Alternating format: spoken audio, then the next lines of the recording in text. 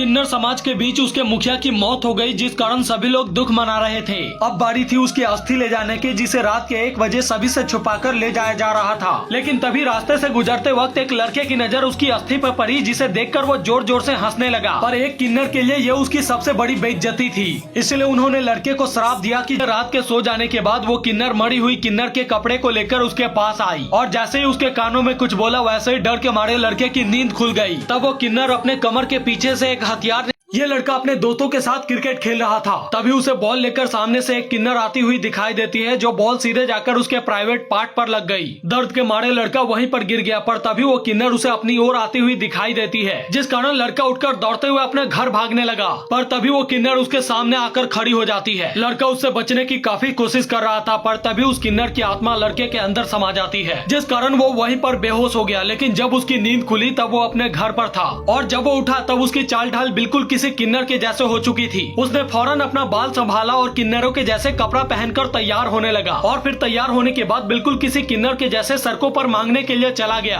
तभी वो मांगते हुए अपने पिता के पास पहुंच जाता है, और जब पिता ने ये देखा तब उनके पैरों तले जमीन खिसक जाती है। इसलिए पिता ने जबरदस्ती उसे गाड़ी में बिठाकर घर ले आया, और जब माँ ने भी अपने बेटे की यह हालत देखी तब वो भी दंग रह गई, क्योंकि वो बिल्कुल किसी ओरिजिनल किन्नर की तरह बात कर रहा था।